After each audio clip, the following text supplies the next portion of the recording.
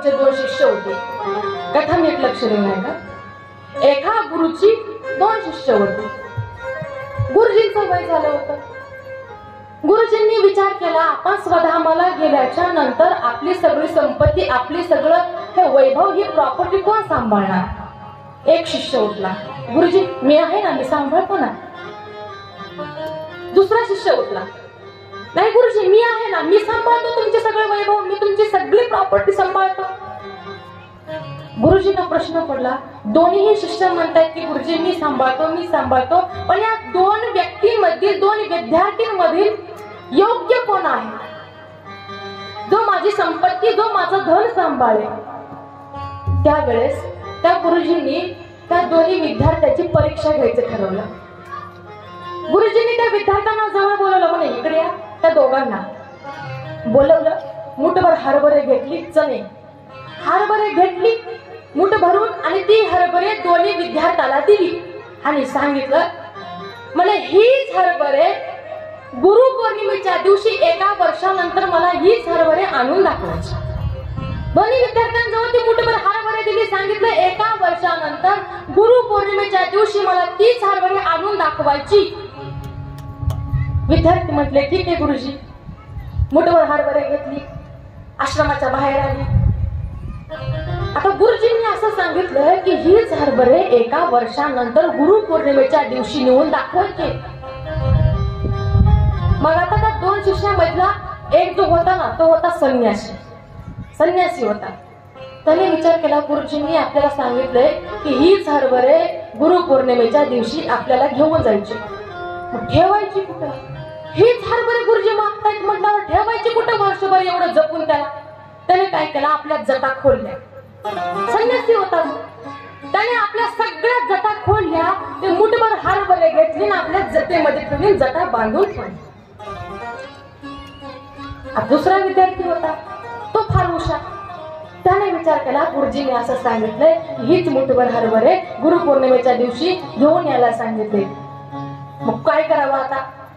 मग तो फार हुशार, त्याने ते मुठभर हरभरे घेतली, तो गेला शेतामध्ये आणि तीच मुठभर हरभरे, त्या हरभऱ्याची त्याने शेतामध्ये पेरणी केली. 4 महिन्यानंतर ते हरभरे दुप्पट झाले.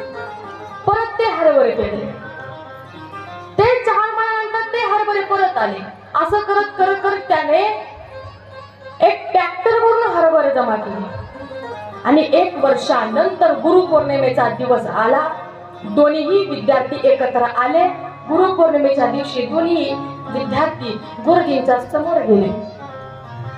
गुरुजी विचारले, काय रे? म्हणे मी सांगितलं होतं 1 वर्षानंतर तीच हरभरे परत घेऊन या, म्हणे आलात का?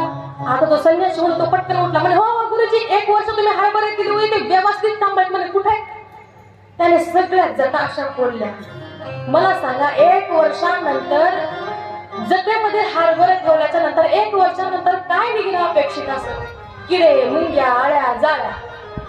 गुरुजी म्हटले, अरे मी दिलेले मुठभर हरभरे तुला वर्षभर सांभाळता आले नाही, तर माझा एवढा सगळा संसार, ही माझी प्रॉपर्टी, हे माझं वैभव तू कसा काय सांभाळशील? मग दुसऱ्या शिष्याला उठवत, म्हणे काय रे, मुठभर हरभरे सांभाळायला दिली होती, सांभाळली का व्यवस्थित? कुठे? दुसरा शिष्य म्हटला, गुरुजी 2 मिनिट माझ्यासोबत बाहेर चला ना. गुरुजी म्हटले, बाहेर यायची काय गरज आहे, आतमध्ये येतो. नाही म्हणे गुरुजी 2 मिनिट माझ्यासाठी बाहेर तरी चला, दाखवतो हरभरे. गुरुजी म्हटले, बाहेर यायची गरज नाहीये, तू आतमध्ये घेऊन ये. नाही म्हणे गुरुजी, असं मध्ये येणार नाही, तुम्ही बाहेर चला. बाहेर आल्याबरोबर त्या मुलाने दाखवलं, हे बघा गुरुजी, तुम्ही मला म्हटलं होतं की तीच हरभरे मला 1 वर्षानंतर गुरुपौर्णिमेच्या दिवशी आणून दाखवायची. हे पहा, तुम्ही दिलेले मुठभर हरभऱ्याचं मी 1 ट्रॅक्टर भरून हरभरे जमा केली. त्यावेळेस गुरुजी म्हटले, शाबास, तू माझ्या संपत्तीचा, वैभवाचा मालक आहे. माझा सांगण्याचा भाव काय होता? कुठल्याही आई वडिलांना काय वाटतं, आपण जी संपत्ती कमवली आहे, आपण जे वैभव उभं केलंय, त्याच्यामध्ये आपल्या मुलाने अजून वाढ करावी, अजून याचा विस्तार करावा. तसं ब्रह्मदेवाला वाटलं, आपण आपल्या मुलाला 4 श्लोक देतोय, पण या 4 श्लोकांचा विस्तार झाला पाहिजे. मग ब्रह्मदेवाची आज्ञा नारदांनी ऐकली आणि ती चतुर्श्लोकी भागवत त्या नारदांनी व्यासांना सांगितली. व्यासांनी त्या भागवताचा विस्तार केला. ज्या 4 श्लोकातून 18,000 श्लोकांची संहिता व्यासांनी निर्माण केली. 4 श्लोकातून 18,000